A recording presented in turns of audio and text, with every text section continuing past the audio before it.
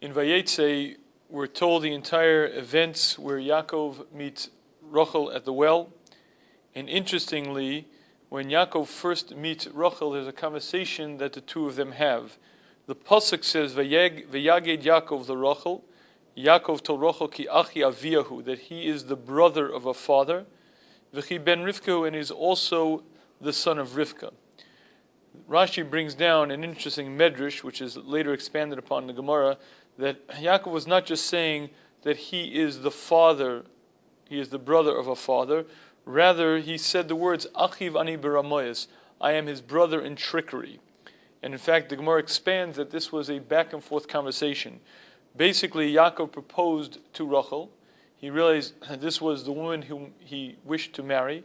And Rachel also saw the greatness of Yaakov, and they both agreed that their marriage was the ideal match.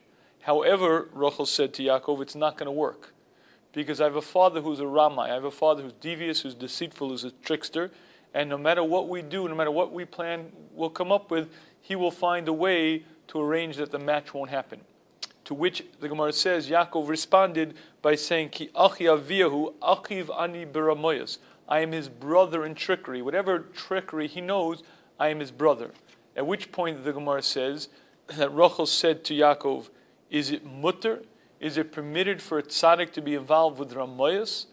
And to which the Gemara says, Yaakov answered with a pasuk that says, with a trickster one is allowed to act with deviousness, and in fact it's mutter. And from this conversation came the plan.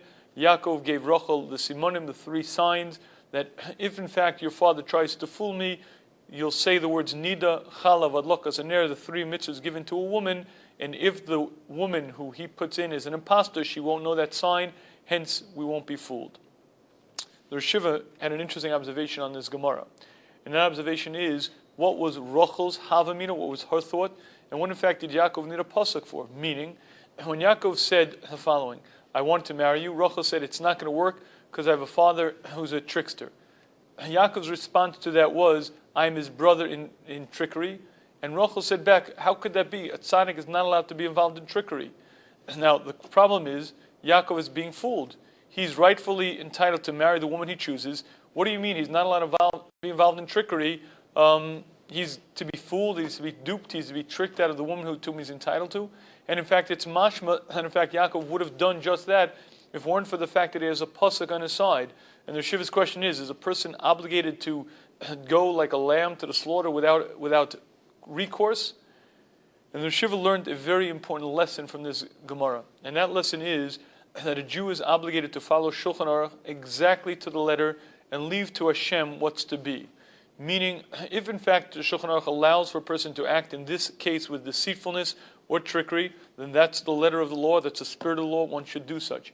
If in fact there was no such pasuk, if in fact Yaakov didn't have a pasuk, if it was like Rachel thought originally, then Yaakov would have followed suit and he would have done exactly what he should have done, which is according to the law, letter of the law, and relying on Hashem to do the rest.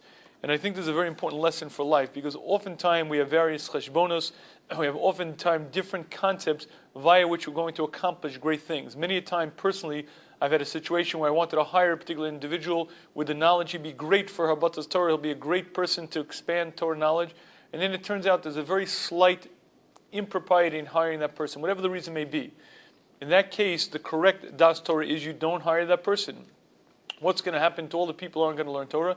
The answer is Hashem's world. And as it turns out, there are various different reasons, various different things that come out that we don't realize. And the truth is that Hashem has different ways of running the world. And in the end, it's rare that a person's going to really know what's proper, what's good, what's right. Anyway, our job is to follow the Shulchan Aruch.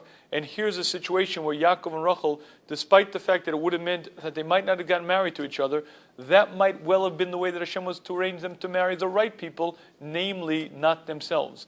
At the end of the day, a person is obligated to follow Shulchan Aruch. A person is obligated to follow exactly what the Torah wants.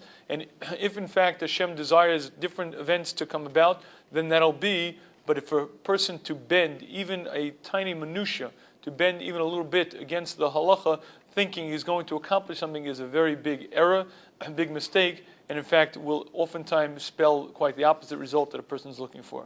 Hatzlacha.